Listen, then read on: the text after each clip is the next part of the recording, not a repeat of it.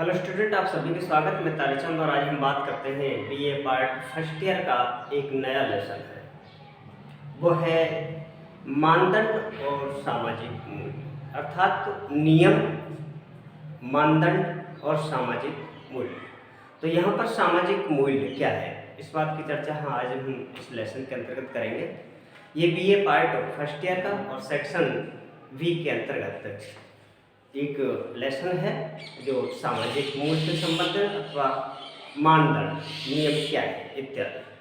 तो सबसे पहली बात यह है कि सामाजिक मूल्य के बारे में जो भी उल्लेख किया है वो आर के मुखर्जी का है, राधा कमल मुखर्जी का। और राधा कमल मुखर्जी भारतीय समकालीन समाजशास्त्री रहे हैं, अर्थात आधुनिक युग के भारतीय समाजशास्त्री कहा जाता है आर के मुखर्जी और साथ साथ डी के मुखर्जी। तो आर के मुखर्जी ने सामाजिक मूल्य के संबंध में अपने कुछ विचार रहे कि वास्तव में सामाजिक मूल्य क्या है। तो उनकी जो प्रमुख पुस्तक है the structure of social value के अंतर्गत the social structure and social value के अंतर्गत सामाजिक मूल्य की संरचना का उल्लेख किया है कि मूल्य वे रीति रिवाज, धर्म, विचारधारा, नैतिकता इत्यादि हैं जिनको व्यक्ति प्रतिदिन अपने व्यवहार में करता है, वो सामाजिक मूल्य कहलाते हैं। सामाजिक मूल्य व्यक्तिगत ना होकर के सामूहिक होते हैं, अर्थात किसी एक व्यक्ति के अपने आप में कोई मूल्य नहीं होते। कोई भी विचारधारा, कोई भी कार्य जब व्यक्ति और समाज के लिए उपयोगी होता है और बार बार वो समाज में दोहराया जाता है तो वो मूल्य बन जाते हैं या सामाजिक मूल्य बन जाते हैं। और जो दीर्घ अवधि से चलते आ रहे हैं, जो समाज के लिए उपयोगी हैं, वो हमारे सामाजिक के मूल्य बन जाते हैं। तो इस बात का उल्लेख हम परिभाषाओं के आधार पर करेंगे। तो सबसे महत्वपूर्ण जो परिभाषा आर के मुखर्जी ने ही बतलाई है, बाकी परिभाषाएं तो और भी हैं। तो आर के मुखर्जी कहते हैं कि सामाजिक मूल्य किसी समाज द्वारा मान्यता प्राप्त, सामाजिक मूल्य किसी समाज द्वारा मान्यता प्राप्त वे इच्छाएं एवं लक्ष्य हैं जिनका आंतरिकरण सीखना या सामाजिकरण की प्रक्रिया के द्वारा होता है, जो बाद में प्राकृतिक, अधिमानव और अभिलाषा बन जाते हैं, वो सामाजिक मूल्य कहलाते हैं। एक बार मैं पुनः इस बात को दोहराता हूँ कि आर के मुखर्जी, जिसका पूरा नाम है राधा कमल मुखर्जी, उन्होंने सामाजिक मूल्य को परिभाषित किया कि सामाजिक मूल्य वे मान्यता प्राप्त इच्छाएं एवं लक्ष्य हैं जिनका आंतरिकरण सीखने या सामाजिकरण प्रक्रिया के द्वारा होता है, जो बाद में प्राकृतिक अधिमान्य बन जाते हैं। कुछ विचारक और परिभाषा करते हैं, जैसे कि जॉनसन है, कि सामाजिक मूल्य वे विचार, क्रियाएं, व्यवहार, रीतियां हैं जिनको व्यक्ति एक दीर्घ अवधि से समाज में करता आ रहा है, वो हमारे लिए सामाजिक मूल्य कहलाते हैं। जबकि इस बात का उल्लेख बुर्श करता है कि बुर्श कह रहा है कि सामाजिक मूल्य वे सिद्धांत हैं, सामाजिक मूल्य वे सिद्धांत हैं जो दिन प्रतिदिन के जीवन में व्यक्ति अपने व्यवहार में करता है, अर्थात अपने व्यवहार में प्रतिदिन के कार्य ही सामाजिक के मूल्य कहलाते हैं। यहाँ पर हर्लान बोस कहता है सामाजिक मूल्य एक विश्वास है। हर्लान बोस कहता है कि सामाजिक मूल्य एक विश्वास है जो व्यक्ति को समाज में यह बतलाता है कि क्या करना चाहिए, क्या नहीं करना चाहिए, क्या उचित है, क्या अनुचित है, क्या लाभप्रद है इत्यादि। ये हमारे सामाजिक मूल्य, अर्थात एक व्यक्ति अपने जीवन के अंतर्गत जो समाज के नियमों के अनुसार प्रतिदिन व्यवहार में जिन कार्यों को करता है और उनके आधार पर यह विचार करता है कि समाज में क्या करना चाहिए, क्या नहीं करना चाहिए, क्या अच्छा है, क्या बुरा है, क्या लाभ होगा, क्या हानि होगा, इस बात को ध्यान में रख करके प्रतिदिन व्यक्ति अपने व्यवहार में जिन कार्यों को करता है, वो हमारे लिए सामाजिक के मूल्य कहलाते हैं। बाद में अन्य विचारक भी, जैसे कि बुर्श है कि सामाजिक मूल्य, तो यहाँ आर के मुखर्जी कहता है कि सामाजिक मूल्य समाज द्वारा मान्यता प्राप्त वे इच्छाएं एवं लक्ष्य जिनका आंतरिकरण सीखने एवं सामाजिकरण की प्रक्रिया के द्वारा होता है और जो बाद में प्राकृतिक, अधिमान्य और अभिलाषा बन जाते हैं, सामाजिक मूल्य कहलाते हैं। इसी परिभाषा को पुनः बुर्श कहता है कि सामाजिक मूल्य वे सामान्य सिद्धांत हैं जो दिन प्रतिदिन के जीवन में व्यवहार को नियंत्रण करते हैं और मानव व्यवहार को दिशा प्रदान करते हैं, वो हमारे लिए सामाजिक मूल्य कहलाते हैं। साथ ही हाराम बोस कहता है कि सामाजिक मूल्य एक विश्वास है जो व्यक्ति को समाज में यह बतलाता है कि क्या अच्छा है, क्या योग्य है, क्या करना चाहिए और क्या नहीं करना चाहिए इत्यादि। हालांकि जॉनसन ने बहुत अच्छी परिभाषा दी है कि सामाजिक मूल्य वे विचार, वे व्यवहार, वे क्रियाएं, रीति रिवाज इत्यादि हैं जिनको व्यक्ति प्रतिदिन अपने व्यवहार में समाज के अनुकूल बनाए रखने के लिए प्रतिदिन करता है, वो हमारे लिए सामाजिक मूल्य कहलाते हैं। अर्थात यहाँ पर सामाजिक मूल्य कोई अलग नहीं, प्रत्येक समाज के अपने अपने अलग अलग मूल्य होते हैं। ऐसा कोई समाज नहीं जहाँ पर सामाजिक मूल्य नहीं पाए जाते हैं। जैसा अपना समाज है वैसे ही सामाजिक मूल्य होंगे और वैसे ही वहाँ के लोग होंगे। अर्थात प्रतिदिन व्यक्ति अपने व्यवहार में सुबह से शाम तक दैनिक जीवन के अंतर्गत जो कार्य करता है, जो समाज के लिए अनुकूल होते हैं, व्यक्ति के लिए अनुकूल होते हैं, वो हमारे सभी नियम, मानदंड और मूल्य कहलाते हैं। सामाजिक मूल्य का उल्लेख आर के मुखर्जी ने the social structure of social value के अंतर्गत किया है। आगे हम बात करते हैं सामाजिक मूल्य की कुछ विशेषताएं। तो ये तो रही यहाँ पर परिभाषाएं, लेकिन सामाजिक मूल्य की विशेषताओं की बात हम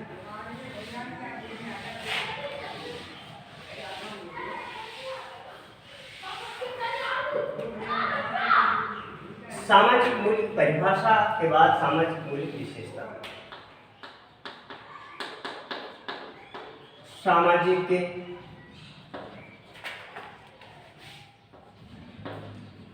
मूल्यों की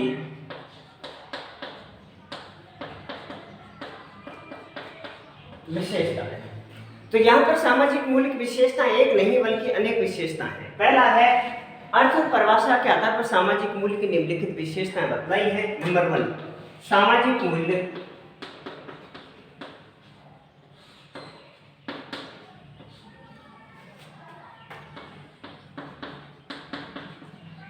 सामाजिक एवं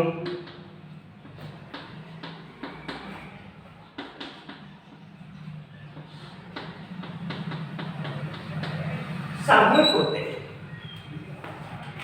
नंबर 2, सामाजिक मूल्य मानक होते हैं।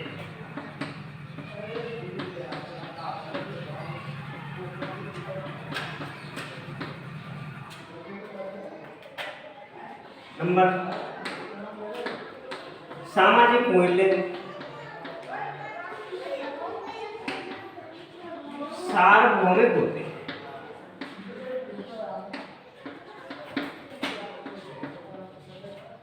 नंबर 4, सामाजिक मूल्य में उद्देश्य की भावना पाई जाती है।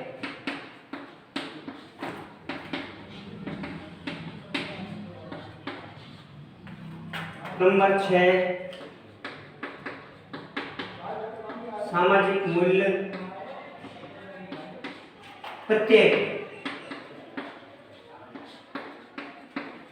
समाज के अपने अपने अलग अलग होते हैं।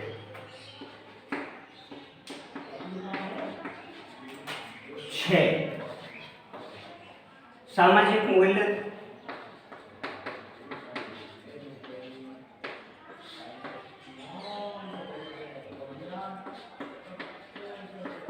समाज के लिए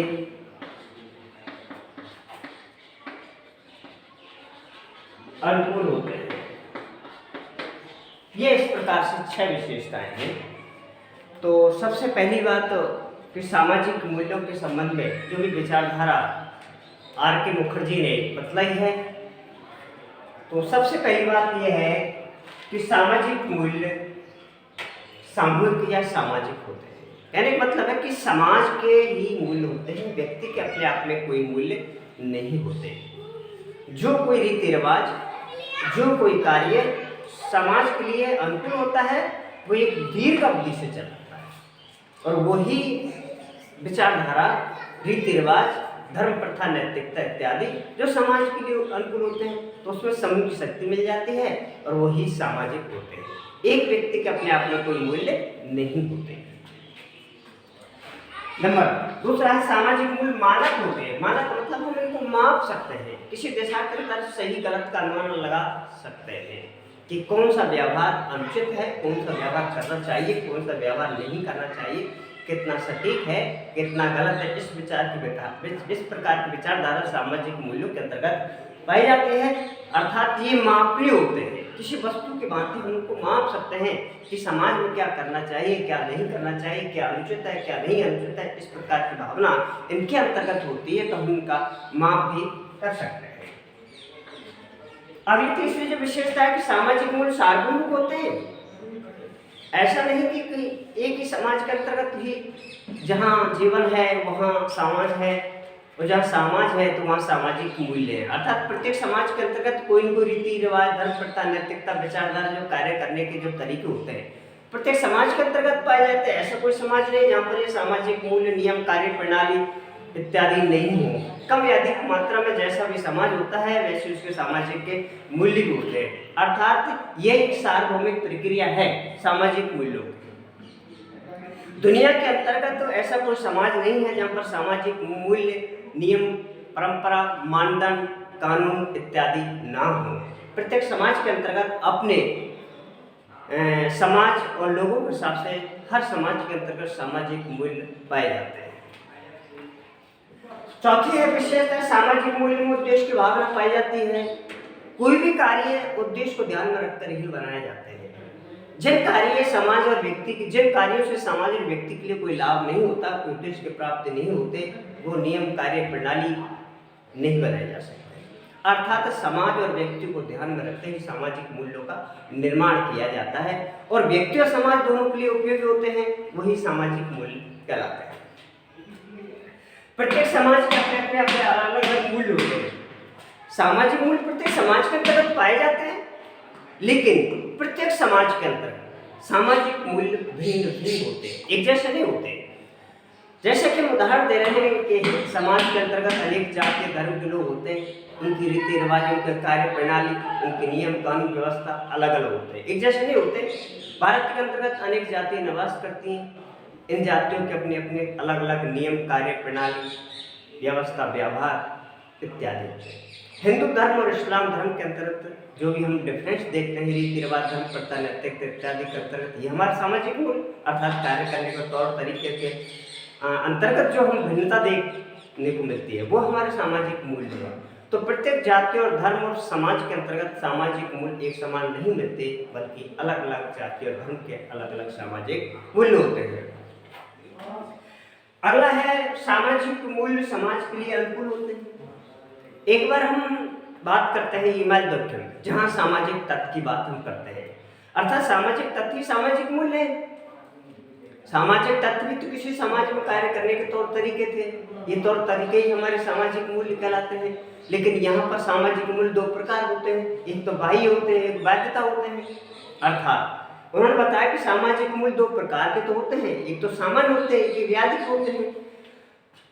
तो सामान्य मूल्य समाज के लिए अनुकूल होते हैं, व्याधि के मूल्य समाज के लिए प्रतिकूल होते हैं। और समाज के लिए जो अनुकूल होते हैं वो व्यापक और उपयोगी भी होते हैं। तो इसलिए प्रत्येक समाज के लिए सामाजिक मूल्य अनुकूल होते हैं।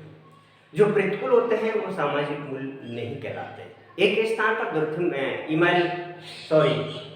राधा कमल मुखर्जी ने बताया था कि वे मान्यता प्राप्त इच्छा लक्ष्य जिनका आंतरिकरण सीखने और सामाजिकरण की प्रक्रिया के द्वारा होता है वो सामाजिक मूल्य कहलाते हैं। तो समाज के लिए उपयोगी है ही नहीं, तो वो सामाजिक मूल्य कैसे व्यक्ति और समाज के लिए प्रभावित करते हैं, तो उनको सामाजिक मूल्य नहीं कर सकते और उनका विस्तार विकास नहीं किया जा सकता। तो ऐसी स्थिति में सामाजिक मूल्य समाज और व्यक्ति दोनों के लिए अनुकूल होते हैं, आदर्श होते हैं। अगला जो सातवीं विशेषता है सामाजिक मूल्य सामूहिक और सामूहिक होते हैं। सामाजिक मूल्य विस्तृत होते हैं। कहने का मतलब है सामाजिक मूल्य विस्तृत होते हैं, ऐसा नहीं कहने का क्षेत्र सीमित होता है। और आठवीं विशेषता है सामाजिक मूल्य पीढ़ी दर पीढ़ी चलते रहते हैं। सामाजिक मूल्य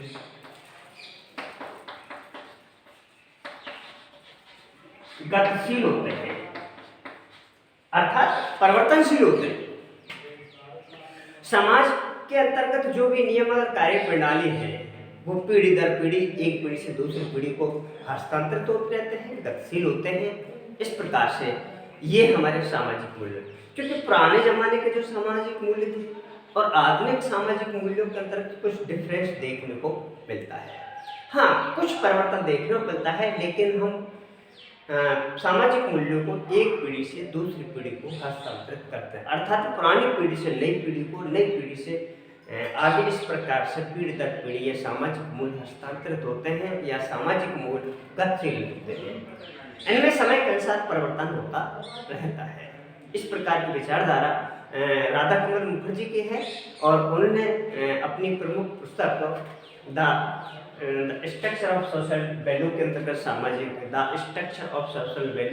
सामाजिक मूल्य का उल्लेख किया है।